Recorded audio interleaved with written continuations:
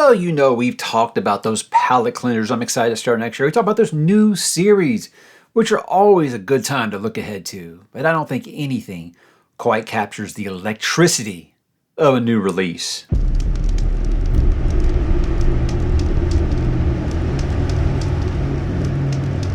Hey, what's up, bookworms? Mike back today to take a look ahead, the last of the 2026 preview vids. This is going to be new books coming out, most anticipated new releases coming out in 2026. Lots of things that I didn't really start until I put this list together to think about how big of a year I think it's going to be. Don't think it'll be as big as 2025 because we had all of that fourth quarter, which was just bonkers for the sci-fi, fantasy, and horror community. But I think this year, a little more balanced, at least right now. But these things can and will change. But as of right now, I got 8 books that I'm really looking forward to starting next year upon release. We'll talk about each one of them individually here and a little bit of what they're about. I don't want to be spoiled either, so I didn't really dig too much about some of these, but I kind of give you a hint of what some of them are about in case you don't know. First up, guys, I love the Greenbone Saga by Fonda Lee, and I said anything she writes next, I think I'm going to go ahead and check it out. Well, she did something extra special, and she not only wrote a new book, she wrote a new book that's a standalone, which seems to be completely a unicorn in the SFF community. Well, this is called The Last Contract of Isako. It might be Isako. I don't know. I read Shogun, so I think I know how to pronounce all these names now, and I do not. But this is supposed to be a standalone sci-fi, cyberpunk, samurai space opera. That sounds amazing, right? Again, I think what she did, especially when you do think about some of her duels and fights and stuff she had in the Greenbone Saga, that this sounds very, very exciting. So I think her branching out, obviously kind of mashing together some genres sounds really, really cool. Touching into sci-fi, I think will be a nice change of pace for her. But yeah, I don't know. That combination right there sounds like a really, really fun mix. And guys, if you haven't read the Greenbone Saga by now, do so. It's excellent. It's one of those that, in hindsight, the arrow is only pointing up even more for me, and I liked it on my first reading. I think you guys would too if you haven't. I did a review for the first book on the series, but I love it. The whole thing, it's worth it. The trilogy is very, very much worth it. Next up, this one's kind of a cheat because I've already started it, but I'd be lying if I said that 12 Months by Jim Butcher wasn't one of the most anticipated books that I'm reading next year. I'm reading it this year. I got a review copy. I was very, very lucky. I know everybody would bring it up if I didn't bring it up. So this, of course, is the most anticipated return to the Dresden Files for Jim Butcher. I did take a little bit of time here. This is the first time, personally, I've had to wait for a Dresden Files book because I didn't really get into Dresden Files until I started this channel. And it was right there when Peace Talks and Battleground were coming out. So I didn't have to wait very long. Now I've had to wait 4 years, and I don't want to do that anymore. So I was very, very thankful that Ace and Jim did make sure that I got a copy to read here, and I'm I'm coming up on halfway on it. It's very good, guys. That's what I'll tell you. That's all I'll tell you about it. But if you've read up to the series at this point, I really know there's much I can tell you. In book number 18, that could spoil anything for you. Just know that the stakes were raised in the last book. And the thing is right when you felt like you got over the depression of the things that happens in that book, he gets you right back into that mood early in this one, but doing it in the way that only Jim can, making you laugh along with the struggle. But very good start, obviously, but I don't want to say too much because, again, I know a lot of you are waiting. It comes out in February, so you don't got to wait that much longer. But yeah, exciting times to return to the world of Dresden and Company. Now, this next series is kind of exciting because it has sharks with freaking armor on it. And speaking of sharks, you might have noticed the sweater here. I did a promotion recently on my Instagram account where I did a giveaway for 11 Oasis. And we picked 10 winners, had like 70-something entrants. So I want to thank you guys for participating in that. I also did a promotion for 11 Oasis back in October. So if you missed that giveaway and you missed that promotion in October, you are in luck. And that brings us to the sponsor of today's video, guys, which is 11 Oasis. Do you like to laugh at Christmas and not wear boring Christmas sweaters? Well, then 11 Oasis is the place for you. They create distinctive apparel for men who want their personality to shine through and turn everyday moments into opportunities for self-expression. And this holiday season, they want to make Christmas fun again by celebrating nostalgia and humor, inspired by classic Christmas movies and retro icons. Now, there's something for everyone, whether it's a Christmas party, family gathering, or just kicking back with some eggnog and your favorite Christmas movie. Now, I'm 6'1", 180 pounds, and the large suits me perfectly. The quality and authenticity of the design make the shirts comfortable and pretty easy to care for. Now, I'll be using these for an upcoming ugly Christmas sweater party, as well as a company Christmas luncheon later this month, or maybe just our annual family rewatch of A Christmas Story. But the best part is, 11 Oasis has curated collections for every budget. Stocking stuffers and Secret Santa gifts under $15. Thoughtful wearable gifts for under $30. And if you follow the link in the description below and use the promo code ℙ𝕦𝕣𝕠𝕠𝕜, you can get 20% off your entire order now. So bring in the holiday cheer with 11 Oasis with fun, easy gifts for dads, brothers, uncles, or anyone who appreciates good humor and good nostalgia. But back to that series with the sharks that wear the armor. There's obviously a lot more going on in that series. I'm talking about the sequel to Grave Empire. This is Steel Gods. This is book number 2 in The Great Silence by Richard Swan. Now, the first book, it was kind of a mixed bag for me. He had 3 POV characters. I really, really liked one of them. That's what I'll say about it. I really liked one of them. The other 2, it's like I love the world, the atmosphere that he was doing, and the story was really good. It's just 2 of those 3 POV characters I wasn't really nuts about. Now, I don't know if he's using the same characters or kind of expanding on them or doing something different with some of them, because I want to tell you what happened to the fate of those 3 characters in the first book.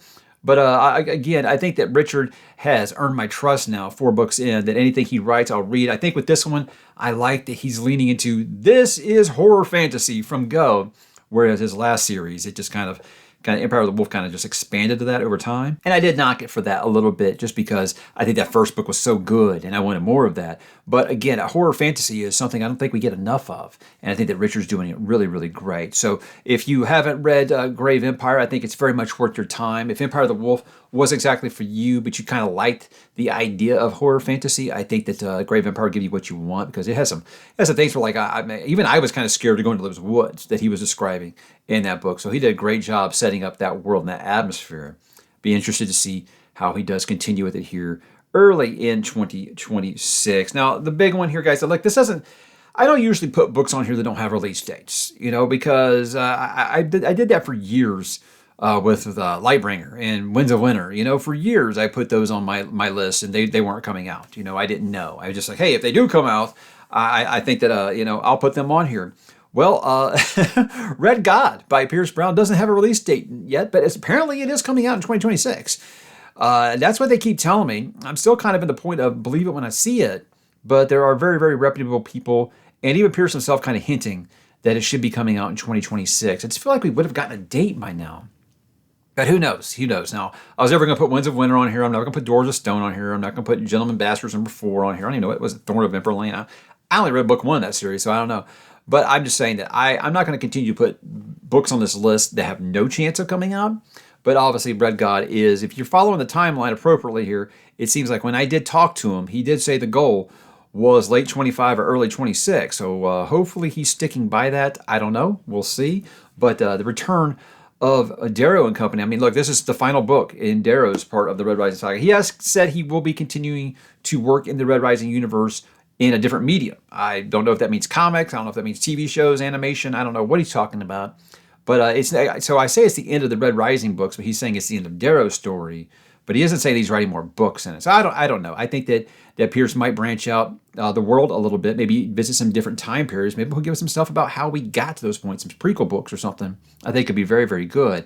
But as for the end of the story, this is one of those, if you read book 6, you know that Pierce can find new and creative ways to hurt us and have us coming back for more. He gets power from our tears. I swear the guy does. He really does. But Red God is going to be the end of the Red Rising story as far as Darrow goes, and I'm going to be very sad to see it come. So it's very bittersweet. I'm excited about it, obviously, but so horribly anxious about what's going to happen to where I don't want it to end, because I love this universe. It might be my favorite fantasy, my favorite science fiction series. I still call it science fiction. I know people like to say science fantasy now. I don't know. I was saying horror fantasy earlier, so it might sound weird if I say no. I think it's either one or the other. I can see why people think that. To me, it's got space travel, it's got lasers and stuff. To me, that's science fiction, But with Red Rising, it's one of my favorite series that I have discovered since I've been running this channel, and I do love it so. And seeing it come to an end is going to be very, very bittersweet, of course. But I am excited to do it. And if I am picking a most anticipated of the year right now, it would be Red God. Absolutely. The conclusion of one of my favorite series that I have ever read. It's going to be very, very exciting, but yes, it'll probably be heart-wrenching as well. Now, I read King Sorrow this year, which was Joe Hill's long-awaited return to the written word. And I've been working in comics and stuff for a while, and King Sorrow was very good. It's going to be up for my book of the year. It's going to be in competition for that. I obviously anything that Joe Hill writes, I'm gonna check out going forward. After the strength of Heart-Shaped Box and King Sorrow, obviously I love ℙ𝕦𝕣𝕔𝕙𝕤𝕤 was very, very good. Lock and Key is one of my favorite comics ever. So Joe Hill, like I said, I think at this point he's earned his stripes to not just be the son of Stephen King anymore. He's just Joe Hill, horror science fiction writer, and I'm excited to see what he does next. Well, that's called The Hunger, or is it just Hunger? Not The Hunger. That's an Omakatsu book that I wasn't crazy about. But Hunger by Joe Hill. This is going to be a historical fiction ghost story set in the 18th century. That's all I know about it. But it is coming out next year. His publishers already got in touch with me about doing a review for that one sometime next year. So awesome stuff. I mean, again, he says he wants to get to the point where he's putting out a book a year now after taking such a long hiatus. And I'm hoping he can keep by that. Hopefully it's a little shorter than King Sorrow. Now look, I'm fine with the length of King Sorrow because I didn't want it to end. It was one of those when it ended, I was sad. I didn't want to say goodbye to those characters. But it would be nice, if everybody doesn't put out 800-page books this year, because I'd hate to get burnt out on long books again because just of what the end of 2025 did to me. But even if it isn't, it's a big, big book, I'll still read it because, it's Joe Hill. And I think he's going to become appointment reading for me because I hate to do this, keep making that comparison. When it's his dad, you're going to make the comparison.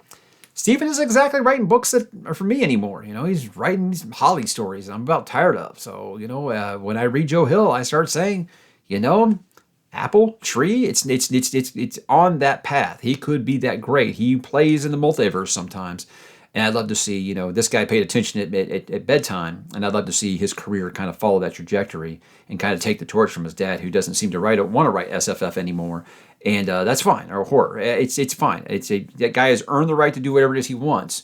But if we have an heir apparent here, and it is obviously in the family, that's encouraging. And like I said, I'll read anything that Joe Hill writes going forward, as I will with Ronald Malfi. Ronald Malfi became one of my favorite authors working in the field this year. Spoke with Ronald recently, and he did tell me about his new book coming out, which is The Hive. Now, this is going to be the longest book that he has ever written. He's going to be leaning much more into science fiction, he said this one. Now, there's obviously always with Malfi, there's always going to be some supernatural, maybe, kind of involved in there somewhere. But it's like this big storm, and it leaves a bunch of like everyday items like just strewn about the neighborhood. And also these neighbors and everybody, they start getting obsessed over these just normal everyday items, and they start kind of making like a collective and building something. Very Close Encounters of the Third Kind type of story here. And okay, sure. I mean, with Malfi, the hook never fails to grab me every single time. And this sounds interesting. But what he was telling me about it, just saying that this one's just been kind of sitting around his head for a while, sounds very exciting. So it sounds like the most ambitious book that he's written yet. But again, even the worst Ronald Malfi book, I've still really enjoyed. So I have no doubt that this will be a hit for me as well. And I think that comes out the first, it's probably the second quarter, I think April or May, I think this one comes out. But yeah, that's one that definitely will be going on the schedule as soon as it is in my hand, be it early or late. I will be reading the the fourth book in the Bound of the Broken. It's the most recent, not the final. But I'll be reading Vampires and Dust here this month. And I started looking forward to, okay, he's writing the last book right now. This is the one series out there where I say you've got to read the novellas. A lot of these novellas that a lot of series write, they're nice. They're Easter eggs. They tell you stuff. Cool. It's fun. With Ryan's novellas, no, they give you answers of stuff you are dying to know. You want to know how they got that dragon egg? He's going to tell you. You want to know why Dana Tyrus was exiled? He's going to tell you that story. These are important stories. So I think his novellas are absolutely worth it, and you need to read them if you're reading the series, and you should be reading the series because it's very, very good. Well, The Truth is going to be the last novella. Have no idea what this one's going to be about. I know he does say it is very important that you read it between books 4 and 5, but it is one of those, he's really given up very much information about what it is actually going to be about. But for me, it is coming out this year because he's saying that the last book probably won't be till 27, 28 because it's going to be a massive one. And I'm like, really, Ryan? Your most recent one is 460,000 words. How much longer do you need it to be? But that's okay. Ryan is he's spinning a great yarn here, and I trust him going forward. And that's why I'm saying The Truth will be on my list no matter what, because in the world of Bound the Broken, I want every single nugget of information that he will give me, and it sounds like he will be giving me exactly what I want with more of those things. I don't know. After I read Of Fires and Dust, I might be like, I don't need more novellas. But I doubt it. I doubt it. We'll find out. We'll find out. It's going to be the longest book that I read this year. After I finish Christopher's book, which is probably the second longest book that I'll read this year. This one, I think that I need a horror book on here, because I thought that when I put this list together, I said, well, I got Malfi, so that kind of covers it. I've got Joe Hill, but both those kind of sound like they could not really be horror. I don't know. We'll see. So I said, I need a horror book on here. Now, what's another horror author I've really gotten into this year? Now, I really, really liked what I saw from Anya Alborn. I really did. However, there's a new book coming out by Katrina Ward, and I read Last House on Needle Street earlier this year. Thought it was very, very ambitious, and I liked how unique it felt. It was something that's nothing like I've ever read before. So I said, this is an author I want to try again and see how I feel about her writing. And she's got a new book coming out here soon called Nowhere Burning. And I read the synopsis and I said, okay, sounds good. It's like a pair of students, or not pair of students, pair of kids. They kind of run away from home and they squat in like this abandoned location. And it isn't quite as abandoned as it may seem, and it might actually be worse than what they're running away from. So very, very vague. But I said that could be interesting, because sometimes you think, oh, well, awful. I don't know if this is like abusive parents or whatever it is. But say running away from that, nothing could be scarier than that. Could it? We'll see. We'll see. But again, like I said, she kind of grabbed my interest enough with Last House on Needle Street. That's how I'll give something that she writes a try. And I wanted to get a good, solid horror book on here for 2026, and that is the one that I did pick here. So Katrina Ward, I know I still have Looking Glass Sound, but as far as when it comes to new books, I want to check out this new one here coming out here. I think it's actually like January or February. This one comes out. So whenever I get it in my hand, I'll try to put it on the schedule. I don't know. I don't think I might have applied for a reader or advanced reader copy of this one. I don't know. Tell you the truth, guys. When it comes to review copies, it's very rare that I get them. I know that people say, oh, you get all these review copies. Yeah, the ones that I really, really want, I bug them like crazy until I send one. But most of my requests get ignored. I hope you guys do know that. So I'm never going to sit here and complain about getting review copies. It's a very, very nice thing, and I don't think I'm entitled to them at all. I would love to do them. I would love to have read God early, but it's one of those things where if it happens, it happens. If not, I get to read at the same time as you guys, and that's most times that's more fun. That's more fun. I want to read with you guys because that's what makes it a lot of fun to be part of the conversation, and I hope you guys will be joining me for some of these this year. So what are some books you guys are excited about in 2026? Any that I didn't mention here, please drop in the comments. Let me know. I might have just forgotten about them. It's quite possible. I don't remember everything. This is kind of just me going off of what I've kind of marked down on Goodreads that I want to read in 2026. And I think that these new ones going to lead to a lot of excitement in 2026 because these are all authors that have either gathered my trust at this point or I'm just very, very intrigued by. And I want more information to know if these are going to be some of my favorite authors. Because you can read one book from an author and think, I liked it. I'm not really sure how I feel about them being as constant on my TBR, and we'll find out with some of these. And hopefully we get a release date for Red God very, very soon. I can talk about some kind of conclusion plans here on the channel because I've done rereads, I've done all kinds of stuff. I've reviewed every Red Rising book on the channel. I've talked to the author. Hopefully I can talk to the author again. That'd be really, really great after it's over here. But that's my most anticipated book of the year. I'd love to know what you guys is. So why don't you go ahead and drop in the comments and let me know. I will talk to you there.